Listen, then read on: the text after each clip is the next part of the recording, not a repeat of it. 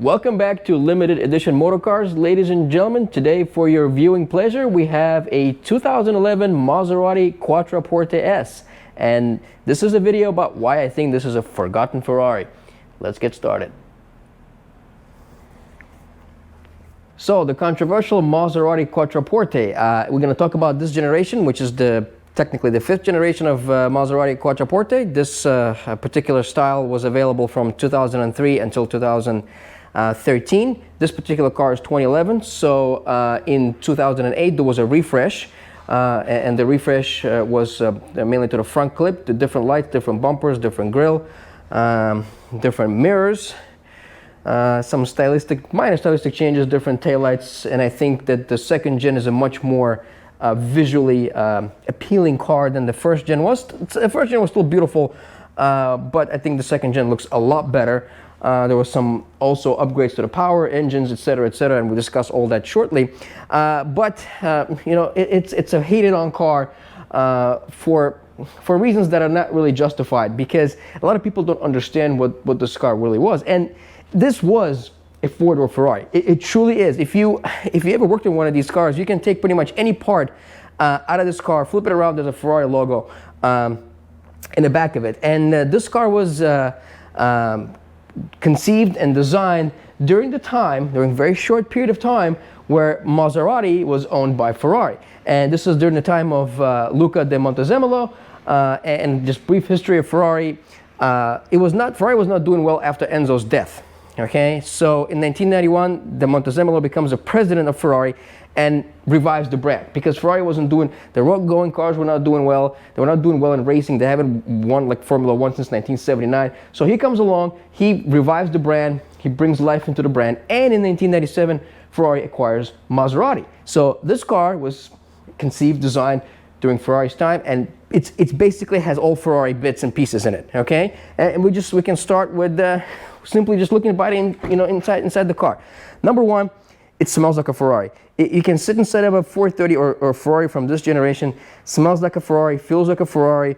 You know, all the switches, buttons, seat switches, Ferrari. All the little buttons here, knobs and stocks. You know, it's all Ferrari. But being a Ferrari comes obviously at a price. Service and maintenance is ridiculously expensive. Parts are insanely expensive for this car. Why? Because they have a Ferrari logo on it. We purchased tire pressure sensors for this car last year, and they had Ferrari logos on them. They were almost $300 a piece. So that's the price tag that you pay.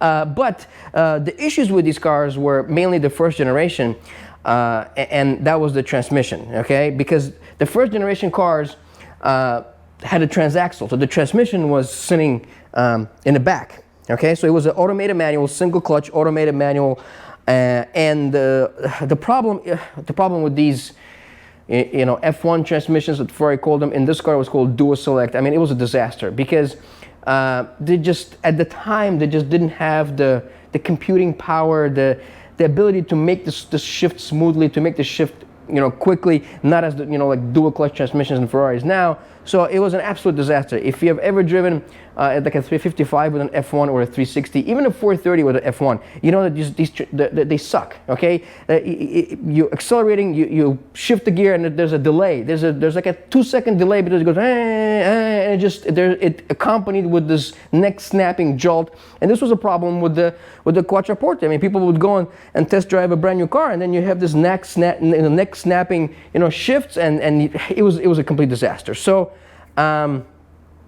in 2007, there was an update to a transmission. So what happened? Fiat took Maserati from Ferrari, and then they redesigned the whole like tunnel and or whatever, because they had to put a ZF 6-speed torque converter automatic into this transmission. But because the original transaxle was on the back, basically half the car had to be redesigned to install a ZF. But this car has a ZF 6-speed, and it completely transforms the performance of the car. But like I said, because it's an Italian car, it comes with Italian, Italian features, so to speak, right? The price of service and maintenance is ridiculously expensive. They have the Italian car quirks. If you owned an older Ferrari, you know what they are. Number one problem: sticky buttons. This interior was, when we got the car, it was all sticky buttons. And Ferrari known about this problem since the 348. They started with the sticky buttons with 348, and they still do it until today. They just don't care about the consumers. They don't give a shit. That's the way it is. But all of this, everything in here was sticky. We actually had this car for a couple of years. I made videos with this car years ago, taking the interior apart and doing, fixing all the sticky buttons in here. And my work actually held up pretty well. None of the sticky buttons have returned. I've stripped everything and redone all of the interior, so that problem has been solved. But if you don't know how to do it yourself, it's an expensive repair. There are some companies that do that. You have to take your interior apart, send it out, and it can cost upwards of $7,000-8,000. So that's the number one issue. But then there are also problems like like little electrical issues here and there, little gremlins. Sometimes it's an Italian car. This is something that you have to understand when getting one of these. But because it's a Ferrari, it has a Ferrari engine, and has got to be one of the highlights of this car. And this power plant is absolutely fantastic. You really have to drive this car to appreciate it. Let's see here. There you go. Here's the Jewel. It's a 4.7 liter cross-plane crank V8. This one makes 424 horsepower. This was a wet sump. Earlier versions were dry sump, and they were 4.2 liters. They had 396 horsepower. So there was a significant upgrade in the second generation cars. And this version of this engine is the F136, can be found in 430, can be found in the 458. This is the last naturally aspirated Ferrari V8. In a Ferrari, obviously, it's a flat plane crank versus a cross plane crank and a dry sump. This is a wet sump system in here. But the sound that this engine makes, we'll take this car for a ride in a second. The sound that the engine and the exhaust make, and the performance is absolutely phenomenal. This is probably one of the best driving and performing sedans I have ever experienced in a long time, because it's a true Ferrari. It's like driving a Ferrari, but with 4 doors. So, but the problem with these cars, they lost most of their, value up at this point. You can pick one up for a price of a brand new Civic, and it's an absolute bargain. So if you can live with some of the little quirks, so to speak, of these cars, but the drivetrains are truly solid. I've seen these cars with 100,000 miles or more. If you maintain them, just do fluid changes, you just have to live with some of the little stuff here and there. But overall, I think they're fantastic cars, designed by none other than Pininfarina, and they truly are 4-door Ferraris. If you take the badge away, you put the prancing horse, you would know the difference. So let's take it for a ride.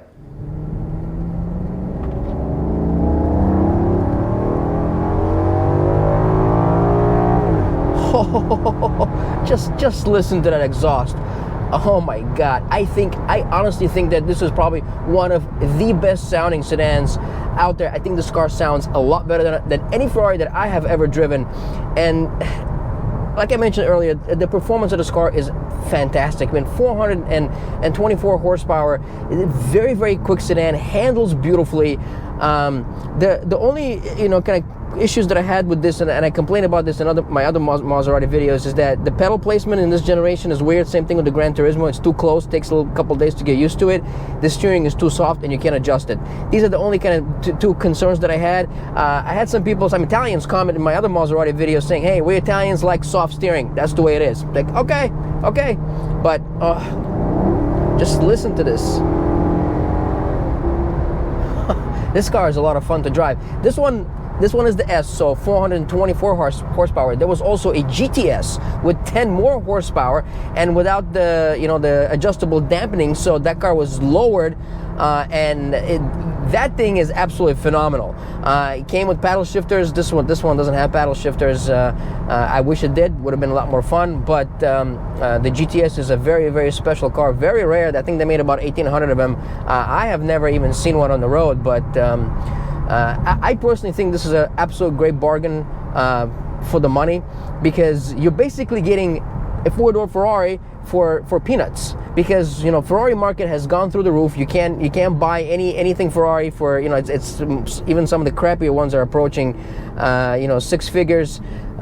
This is a cheap way to get into the, you know, Italian car, with the Italian car performance, you know, handling, the looks, the smell. This car smells like a Ferrari. I'm telling you, it smells like a Ferrari. It still smells like a rich Corinthian leather.